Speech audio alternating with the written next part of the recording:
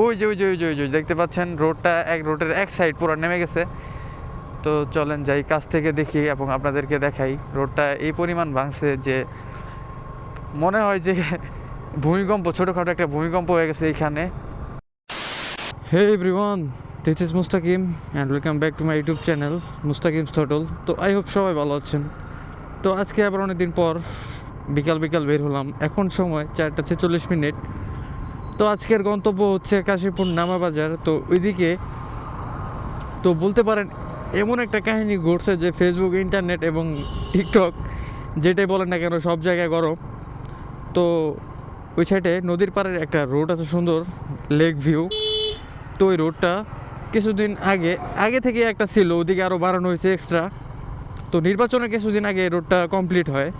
তো উদ্বোধনের আগে এই রোডটা একদম এমনভাবে ভাঙছে। তো পরে জানতে পারলাম যে যারা এটার সাথে জড়িত ছিল আর কি, রোডটা বানানোর সাথে জড়িত ছিল, তারা নাকি একদম ভেজাল কি বলে এখানে দুর্নীতি করছে।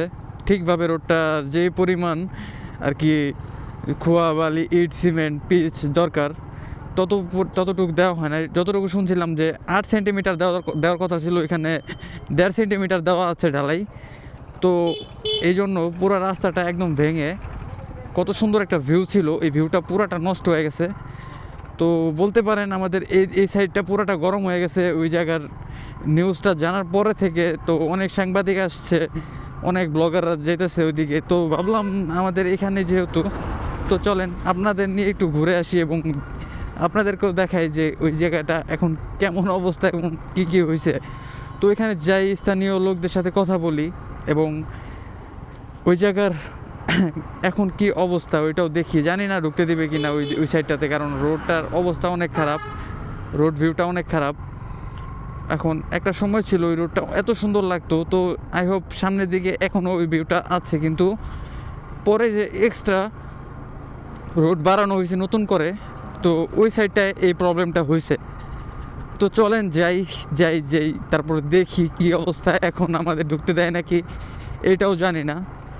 তো আজকে আই থিঙ্ক সবাই যেহেতু ভিডিও করতে পারতেছে, সবাই টিকটক করতেছে ওরা ধরো ওই জায়গায়। এমন একটা পরিবেশ ওইখানে এখন তৈরি হয়েছে যে রেগুলার সাংবাদিক আসতেছে, একটু পর সাংবাদিক আসতেছে, লেটেস্ট নিউজ পাচ্ছি। তো অনেকে শেয়ার করতেছে ফেসবুকে। তো যাই দেখি। এখন আমি যদি আপনাদেরকে না দেখে, এটা নিয়ে একটু মনে হয় যে আমার নিজের কাছেই খারাপ লাগবে, কারণ আমাদের এলাকার পাশের এলাকাতে এই বিষয়টা ঘটছে, কিন্তু আমি জানা সত্ত্বেও আমি যাই নাই। কিন্তু আমি এলাকার মধ্যে ঘুরি, কিন্তু ওই সাইডটাতে কখনো পুলিশ ধরে না, কোনো কিছু হয় না, রোড গার্ডও ভালো ওখানে। তো এমন একটা ভিউ, তো যখন ওইখানে পানি উঠে বর্ষার সময়, তো ওইখানে ভিউটা আরও বদলে যায়। তো প্রায় কাছাকাছি চলে আসছি, তো চলেন যাওয়া যাক। তো জানি না এখন ওইখানে কেমন ভিউ আছে এবং আইন শৃঙ্খলা বাহিনীর কেমন পাহারা এবং নিরাপত্তা ব্যবস্থা করছে। তো যদি ঢুকতে দেয় তো আপনাদেরকে একদম পরিপূর্ণ একদম বিস্তারিত দেখাবো বিশ্লেষণ করে। এবং যদি স্থানীয় কোনো ভাই ব্রাদার পাই ওইখানে, তো আমার এক ফ্রেন্ড আছে আশিক, ওকে কন্ট্যাক্ট করে এখানে আসা হয় না। যদি কন্ট্যাক্ট করে আসতাম তাহলে ভালো হতো, দেখা সাক্ষাৎ হতো, অনেকদিন পর একটু দেখা সাক্ষাৎ হইতো। প্লাস ওই এলাকার লোকাল আমার ফ্রেন্ড, কিন্তু ওরা কন্ট্যাক্ট করে আসা হয় না, একটু ব্যস্ত থাকে। আর আমি একটু ব্যস্ত, খুব অল্প সময় হাতে নিয়ে আসছি, কারণ আমার পিছনে আমার ফ্রেন্ড আছে একটা, তো আবার জিম করে নিয়ে আসছি, কারণ একা একা কোথাও যেতে ভালো লাগে না। তো এখান থেকে ব্লগটা শেষ করে আবার যেতে হবে জিমে, আমার জন্য না, ওই যে ওকে নামাই দিতে হবে। তো চলেন যেতে থাকি কথা বলতে বলতে। তো এই সাইডটা রাস্তাটা একটা সময় একদম খারাপ ছিল, তো এখন তাও তো একটু সমান লেভেল করছে। তো এখন এই সাইডটা, এইদিকে রোডটা যেমন দেখতেছেন, ওইদিকে সব পরিপূর্ণ রোড, কাশিমপুর গাজীপুর সব সেম ভালো রোড। কিন্তু এই সাইডটা রোডটা কাজ চলতেছে। আই থিঙ্ক আমরা আশা করি যে খুব শীঘ্রই এই জায়গার কাজটা কমপ্লিট হয়ে যাবে, তারপর আমরা রেগুলার এদিকে ভালো ব্লগ করতে পারবো। তো প্রায় কাছাকাছি চলে আসছি, তো চলেন যাই। এই মোড়টা একটু ডেঞ্জারাস, কারণ এখানে অনেক সময় অনেক অ্যাক্সিডেন্ট ঘটে। তো এই রোডটা একদম ডাইরেক্ট রোড হওয়াতে, তো এখানে সবাই ভালো টান দেয়, ওভার স্পিডিং করে। যদিও এখানে একটা আছে, স্পিড ব্রেকার আছে কিছু কিছু। তো শুনছিলাম যে এদিকে নাকি অ্যাক্সিডেন্ট বেশি হয়। তো বাইরের এলাকা থেকে যখন ভালো আর কি বহিরাগত আসে আমাদের মতো অন্য এলাকার লোক, তো তখন এখানে এত ভালো রোড দেখে এমন টান ওভার স্পিডিং করে যে ওই সময় গাড়ি কন্ট্রোল করতে পারে না। তো এখানে পিচটা একটু সমান, তো স্কিড করে। আমার বাইকেরও বেশ কয়েকবার রানিংয়ে স্কিড করছিল ইমার্জেন্সি ব্রেক করার সময়। তো আজকে তো মনে হয় একটু ভিড় কম আছে। যদি শুক্রবারে আসতাম, বন্ধের দিনে কোনো বন্ধের দিনে আসতাম, আরে ভাই কী চাপটা দেয় অটোর বাচ্চারা, ওরা সাইড সুইডে কোনো কিছু খেয়াল করে না। কি বলবো, বলার মতো ভাষা নেই ওদের বিরুদ্ধে। আর কিছু বলতেও চাই না, একটা সুন্দর মুড নিয়ে বের হয়েছি, তো চাই না ওদের বিষয়ে কথা বলে মুডটা খারাপ করি। তো আমরা কাশিমপুর নামা বাজার চলে আসছি। তো আমাদের যেহেতু হাতের ডাইনে ইন্ডিকেটর দিয়ে দিলাম, কারণ এখানে রিক্স, কে কোন দিক থেকে কখন এসে মেরে দেয় কোনো গ্যারান্টি নেই। তো চলেন দেখি ঢুকতে পারি কি না। কিছু ভলেন্টিয়ার দেখতেছি যে যারা জ্যাম ছুটানোর কাজে ব্যস্ত, তো চেষ্টা করব ঢুকে যাওয়ার এবারই। তো ঢুকে গেছি। তো এই জায়গায় এমন একটা জায়গা সব সময় ভিড় থাকেই। তো গ্রামীণ কাঁচা ফলমূল শাক সবজি সব এখানে তারা নিজেদের চাষ করাটাই বিক্রি করে। তো আজকে মেলা টেলা আছে নাকি বুঝতেছি না, কিন্তু এত ভিড়, এটা সচরাচর ফ্রাইডে এবং কোনো বন্ধের দিন ছাড়া দেখা যায় না, কিন্তু আজকে মেবি এখানে হাট, এই জন্য প্রচুর ভিড়। আজকে হাট মনে হয়, হাট।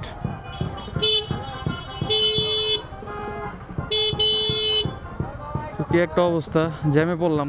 জ্যাম থেকে বের হই, তারপর আবার কথা হবে আপনাদের সাথে। তো এখানে দেখতে পাচ্ছেন যে তরমুজের সিজন তো এসে পড়ছে প্রায়, বলতে পারেন। ওই কিরে মধু ট্রেন্ডিং, রোজার মাস চলে আসছে, তো তরমুজ আস্তে আস্তে নেমে গেছে। তো এই সাইডে মাছের বাজার, এই সাইডে সবজির বাজার। তো দেখি কেটে কুটে বের হওয়া যায় কি না। এখানে আসলে একটা গ্রামের ফিল পাবেন, মুরগি হাঁস কবুতর সব উঠছে। আজকে মনে হয় একটা হাট, দেখছো অবস্থা প্যারিস। হ্যাঁ হাটই তো, দেখ অবস্থা, মুরগি টুরগি যা লাগবো তোর এনিথিং, কি লাগবো দেখ তুই, দেশি মুরগি থেকে শুরু করে সব।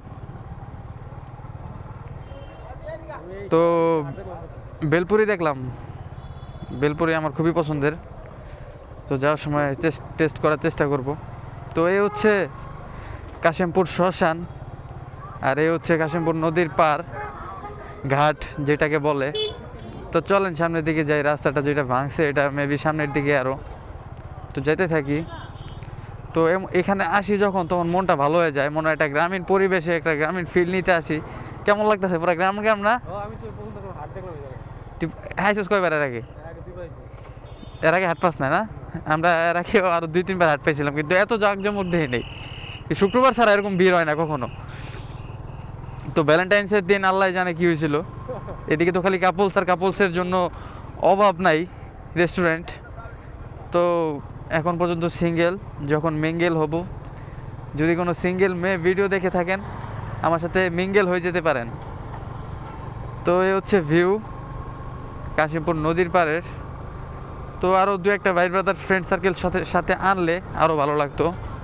তো চলেন উড়ি, কাছাকাছি চলে আসছিল। তো এখন অনেক নিচে নেমে গেছে, পানি শুকিয়ে গেছে, তো পানির সময় না এখন। তো চলেন সামনের দিকে যাই, যে ভাঙ্গা রাস্তাটা ওইটা দেখে আসি। এত ট্রেন্ডিং এই ভাঙ্গা রাস্তার জন্য, মানুষ কত দূর দূর থেকে আসতেছে ভিডিওটা দেখার জন্য, ভিডিও করার জন্য, ব্লগ করার জন্য। আমি এত কাছে থেকে কেন করবো না? তো চলেন যাই। আর এরকম রোডের জন্য তো আমি বারবার আসতে প্রস্তুত, যদি এখন একটু বিজি থাকি, জব নিয়েছি, একটা ভালো পোস্টের সেক্টরে জব পাইছি। তো ওইটার পাশাপাশি আমার ব্লগিংটা চালায় যেতে হবে রেগুলার। আমার মেন টার্গেট জব না, job is a wrong idea. আমাদের ডক্টর ইউনুস বলেছিলেন। তো তাও মাঝে মধ্যে কিছু না কিছু করার জন্য, নিজের সেভিংসের জন্য হলেও করতে হয়। একটা সময় ছেড়ে দেব অবশ্যই, কিন্তু এখন দরকার জবটা। তো সবাই দোয়া করবেন যেন জবটা করে যেতে পারি এবং ভালো প্রমোশন নিতে পারি ওইখান থেকে।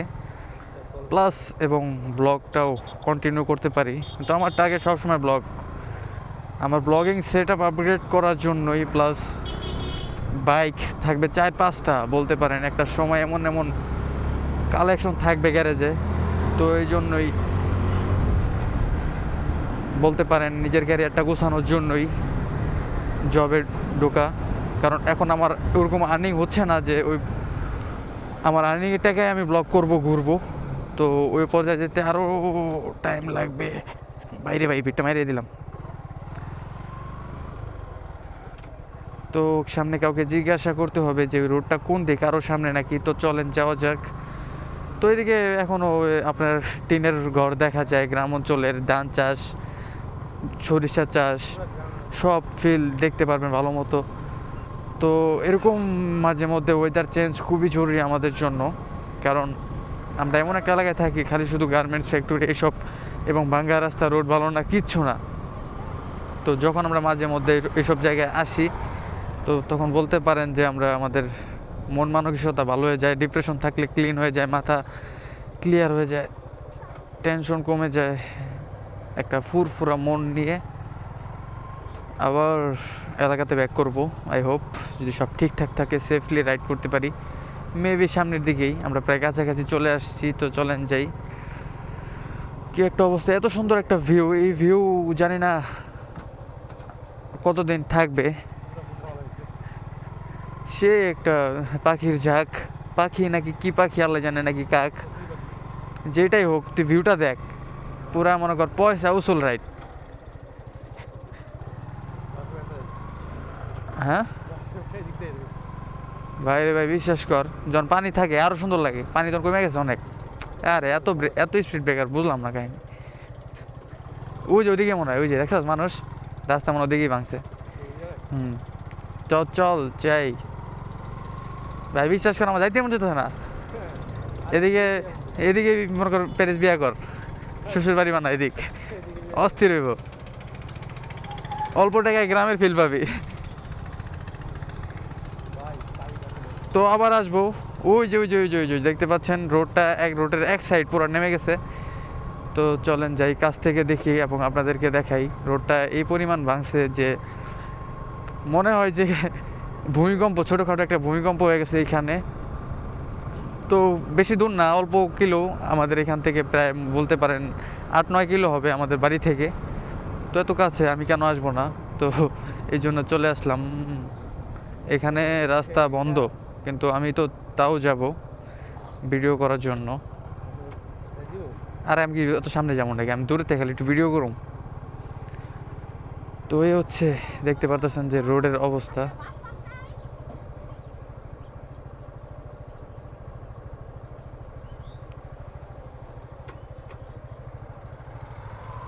তো এদিকে রেড সিগন্যাল, বাইক নিয়ে যাওয়া যাবে না। তো চলেন একটু ঘুরে আসি।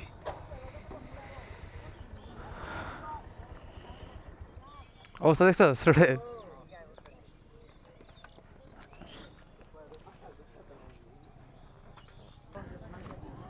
তো এ হচ্ছে সেই রোড যেটা দেখতে আমরা আসছি। তো সামনে দেখতে পাচ্ছেন সাংবাদিক,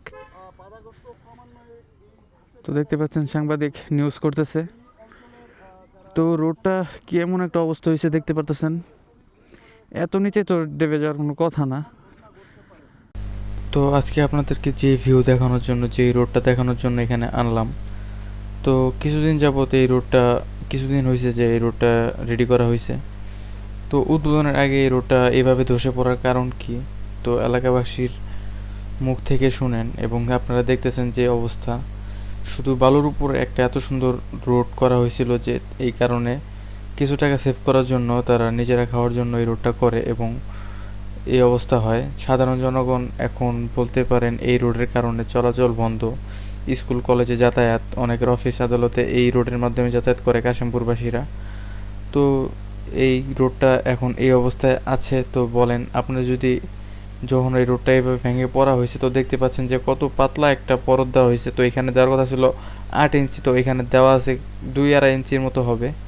তো এলাকাবাসীর মুখ থেকে যতটুকু শুনতে পারলাম, বুঝতে পারলাম যে এখানে তারা একটা সিন্ডিকেট করছে, যে তার মাধ্যমে তারা এখান থেকে একটা বড় একটা মুনাফা লাভ করছে, কিন্তু রাস্তার কাজে ওরকম টাকা ব্যয় করে নাই। তো যেই সময় লাগে একটা রোড বানানোর জন্য, তার থেকে তারা আরও অনেক ফাস্ট এই রোডটা কমপ্লিট করে ফেলছে। তো এমনি ল্যাপচাপ মেরে বলতে পারেন বংচাং পূজা এলাকাবাসীকে যেভাবে করলে ভালো হয় ওইভাবে করে নেয়। তারা তাদের কাজটা তাড়াতাড়ি গুটিয়ে পালানোর জন্য যতটুকু সম্ভব তাড়াতাড়ি করে কাজটা শেষ করছে, ঠিকভাবে কমপ্লিট করতে পারে না। এই জন্যই নিচে যতটুকু বোর্ডিং করা দরকার ছিল, যতটুকু মাল মশলা দেওয়া দরকার ছিল ততটুকু দিতে পারে না। এই জন্য নিচে হয়তো ফাঁকা ছিল অথবা পর্যাপ্ত পরিমাণ বালু দিয়ে ভরাট করতে পারে না, এই জন্য নিচে রাস্তাটা সুন্দরভাবে ডেবে গেছে। তো এত টাকার লোকসান করছে এবং এলাকাবাসীর একটা ভোগান্তির শিকার করছে। তো চলেন এখানকার স্থানীয় লোকজনদের কিছু পরামর্শ এবং কথা শুনে আসি, তারা কি বলে এই রাস্তাটা কেন ভাঙা হয়েছে এবং কেন ভাঙছে। এখন এটা রাস্তা কিভাবে ধরছে এটা তো আমরা বলতে পারতেছি না, এক একজনের এক এক মত। এক একজনে বলতেছে এখানে আপনার রাস্তাটা অন্য অন্য জায়গায় যেরকম আস্তে ধীরে হয়েছে, এখানে সেই সময়টাই নাই না, এখানে আস্তে দ্রুত হয়েছে আর কি। ভালো ফালাইয়া যদি একটা সিজন থাকতো, পানি টানি বসতো, তাহলে এরকম কার্পেটিং হওয়ার আগ পর্যন্ত তো বোঝা যেত যে কোন জায়গাটা কেমনে কি। এর ফাটলটা ধরছে অনেকদিন আগে থেকেই।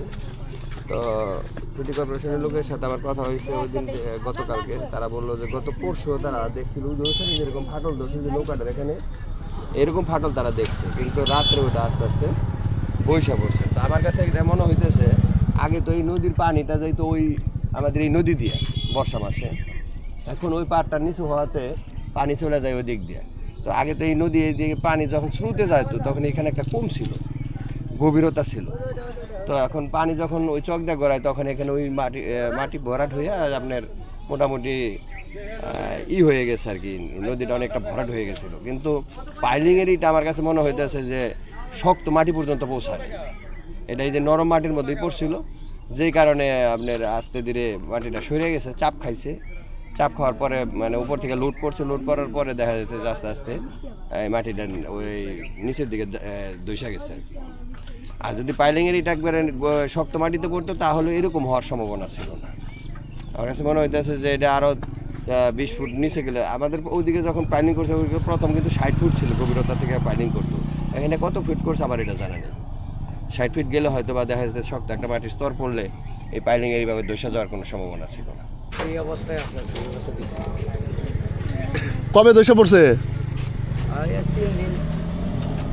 এই যে রাস্তা যে নির্বাচনের পরে। আচ্ছা, রাস্তা যে দইসা পড়লো, এই যে কাজ শেষই হলো না তার আগে দইসা পড়লো, এটা আসলে আপনার মতামত কি? আমার মতামত এখন কি, এখন দইসা পড়ছে, এখন এটা তো এখন কেমনি কি, এখন কি বুঝবো এটা এখন আমি দুর্বল করছে কিনা আপনি সেটা মতামত দেন, কিভাবে কাজ করছে।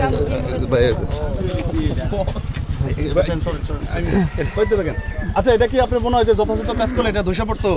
না, এটা সঠিকভাবে এটা যতটুকু পরিমাণে আপনার গায়ে এই পিলার করার উচিত ছিল।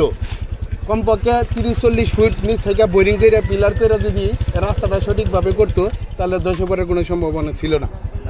কিন্তু এরা তৈরি করে কাজটা হালকা করেছে এবং এখানে কাজের ভিতরে কোনো ফাঁকিবাজি করেছে, ফাঁকিবাজি করে রাস্তাটা করেছে, আজ এই ক্ষতিগ্রস্ত হয়েছে। তো ব্লগে আপনারা দেখলেন। তো আজকে ভিডিওটা এই পর্যন্তই রাখি, কারণ সন্ধ্যা হয়ে যেতেছে, অন্ধকার হয়ে যেতেছে। তো চলেন এখন আমরা এদিক থেকে বের হই, বাড়ির উদ্দেশ্যে রওনা দিই। তো দেখি সামনে যদি কিছু পাই হালকা নাস্তা করব। তো তেমন পরিচিত কাউকে পাই নাই এখন পর্যন্ত, ভাই ব্রাদার পরিচিত। তো চলেন যাওয়া যাক। একটা নিউজ প্রেজেন্টার আসছিল, বালের কণ্ঠ নাকি কালের কণ্ঠ জানি না, তো ভালো বিনোদন দিছে। কিরে আর চাপলো কেমনে?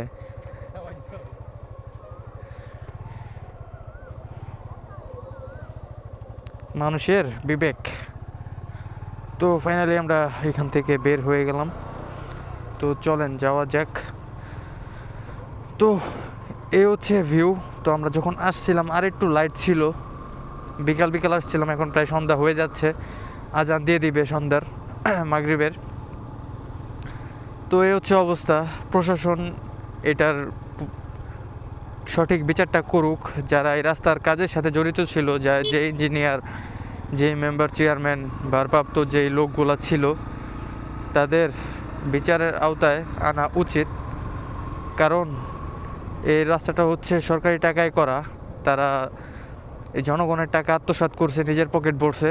2 নাম্বার, ইট, বালু, সিমেন্ট যে পরিমাণ যেখানে যতটুকু দেওয়া দরকার ছিল ওই পরিমাণ দেওয়া হয় নাই। তো তারা ওই টাকাটা নিজের পকেটে নিছে। এটা এখানকার লোকাল যারা এটাই বলতেছে যে তারা যেই টাইমে একটা রোড করতে যেতটুকু টাইম লাগে ওই টাইমের থেকেও অনেক তাড়াতাড়ি করে ফেলছে এবং প্রচুর ভেজাল করার চেষ্টা করছে এবং করছে, যা ভাঙ্গার পরে সবাই দেখতে পারছে যে রোডের নিচে শুধু বালু, ইটা, তারপর হচ্ছে আর পিসের যে ডালাটা ছিল ওটা যেই পরিমাণ দেওয়া দরকার ছিল ওই পরিমাণ দেওয়া হয় না। তো এলাকাবাসীর মুখ থেকে যতটুকু শুনলাম যে 8 ইঞ্চি নাকি 9 ইঞ্চির কাছাকাছি বলছিল যে দিবে, যেন দীর্ঘদিন এটা ভালো ঠিক থাকে এবং সার্ভিস পায় এলাকাবাসী। কিন্তু এখানে তারা 1 ইঞ্চি, 1.5 ইঞ্চি, সর্বোচ্চ গেলে 2 ইঞ্চির মতো হবে এরকম দিছে। তো এই জন্য রোডটা ওইরকম টেকসই হয় না। হ্যাঁ, তো আমরা এখন যে রোডে চলছি জানি না এটার কেমন। তো আমরা যতটা সেফ ফিল করতাম আগে এদিকে আসতে, তো এখন ওইরকম সেফ ফিল করবো না, কারণ আমরাও যখন তখন যেতে পারি ভিতরে ঢুকে। জানি না রোড কোনটা কেমন, আল্লাহ যদি নসিবে যা রাখছে তাই হবে। তো আসছিলাম ঘুরতে, তো আর যাই করুক, তো এদিকে যে রাস্তার কাজটা করছে যে একটা ভালো লোক আমার মনে হয়, কিন্তু ভালো লোকের মাঝেও মাঝে মাঝে শয়তানি ঢুকে। তো এরকম সুন্দর একটা ভিউ উপহার দিছে আমাদেরকে। তো এরকম ফুটপাথ, তারপর হচ্ছে এরকম একটা lake side view, river side road. তো কোন আনছে এটা একটা কি বলে, এটা একটা দর্শনীয় স্থান হয়ে গেছে এটা সবার কাছে, কাশিমপুরবাসী, গাজীপুরবাসী। কিন্তু শুধু যদি আরেকটু ভালোভাবে টেক কেয়ার করতো, একটু টাকা আত্মসাৎ না করতো, তাহলে দেখতেন রাস্তাটা যেমন সুন্দর হতো দেখতে, একদম লাস্ট পর্যন্ত যখন রাস্তাটা হবে তো দেখতে আরও সুন্দর হবে। তো এখন যেমন শুধু ওই সাইডটা ভিড় হয়, তো একটা সময় দেখবেন এই রোড পুরাটা ভিড় হবে। তো তখন আরও দূর দূর থেকে আরও লোকজন আসবে। তো এখন আমরা প্রায় কাশিমপুরের নদীর ঘাটটা যে আছে ওইটার কাছাকাছি চলে আসছি প্রায়। তো অনেকক্ষণ থাকলাম, এদিকে সময় দিলাম। তো এখন একটু ঠান্ডা লাগতেছে, 5:47 সময়।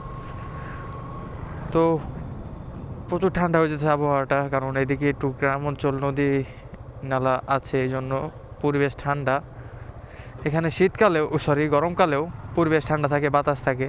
তো যখন আমাদের ওইদিকে কারেন্ট না থাকে, ও ভাই গরু ছুটছে, লাফাইতেছে কেমন দেখছস?